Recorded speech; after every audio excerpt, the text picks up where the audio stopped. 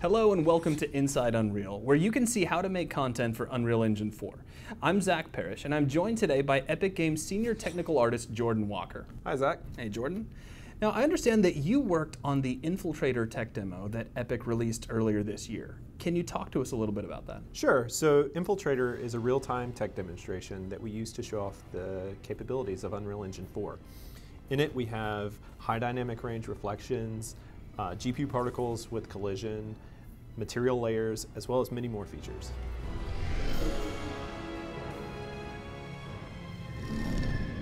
Now, if I recall correctly, you used the new material system to help define the look and the feel of the characters in Infiltrator. That's correct. So a character artist would hand me a character model, and I would create material layers and textures to define how those surfaces react to light. Okay, and we're going to be seeing a little bit of that today. That's correct. Awesome. So why don't we start by taking one of the characters from Infiltrator and kind of how he looked in the final cinematic, and then you can break down how you were able to achieve that look using the tools in Unreal Engine 4. Sure. So this is the character as he appears in the demo. You can see he has a couple different surfaces. There's some chrome buckle here. There's like a military fabric stretched across his chest. There's this padded fabric down below as well. And as far as the workflow goes, we would start this the same way we would start a character before. So a character artist would create a high polygon model.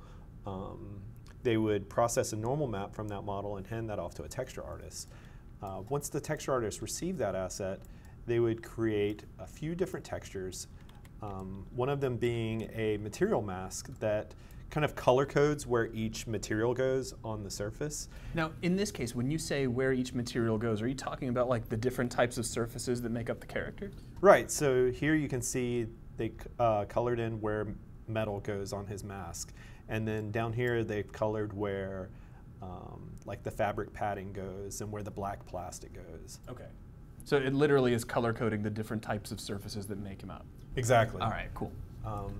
Here you can see the artist creates an asset that's basically a texture that defines where grime resides on the surface, where dirt collects. You can see in the cracks of things, this texture is a lot heavier, and it's basically saying this is where the surface is dirty. Mm-hmm. This final texture that an artist creates says where the scratches and the scuff marks happen.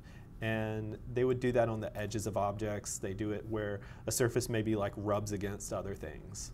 So this is an example of a variant that we made where I took just one of the layers, which was composite plastic, and said, now it's this like orangey copper metal color. And that used all of the same textures that we created before. I just swapped out one material layer. Yeah, and the touch of color actually looks really amazing there. Very nice. Now, in the Infiltrator demo, you actually used a combination of the traditional approach along with the incorporation of these layered materials. Can you talk a bit about how you did that? Right, so we used a traditional approach to create the material layers. So an artist will create a tiling base color, a tiling roughness texture, and a tiling normal map the same way they would before. They make that material layer look good, and then they use the new techniques of material layers to combine all of those together. And they still use traditional techniques to create the masks, right? Like those are created using Photoshop or 3D paint programs to blend the material layers together.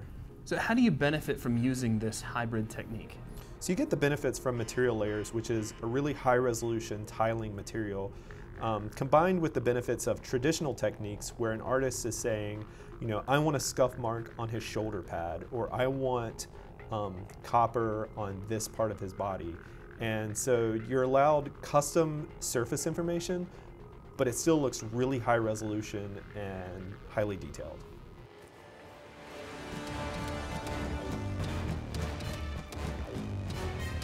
So I understand that Unreal Engine 4 uses a physically based shading model. Why does that matter here? It's nice because when an artist creates a material layer, they know that it's going to react to light in a consistent manner, no matter what lighting condition it's placed in. This keeps the artist from having to tweak their surface for individual lighting conditions. So as an artist yourself, what is it that you want other artists and designers to take away from this? One of the really cool aspects is that it's very easy to make consistent art across your entire project. So you make your metals, you make your cloth, You create your materials that you know you're going to use, and wherever they're used in your project, you know that they're consistent and they're high quality. And it's also useful because, say you have this like paint that's used in your game, and you have an art director who says, could we make that slightly more blue? You can update that one asset, and since it's used across your entire game, everything updates automatically. So there's a look at creating highly detailed character assets using Unreal Engine 4 with some of our new material tools and techniques. Thank you very much for watching, and we hope to see you on the next Inside Unreal.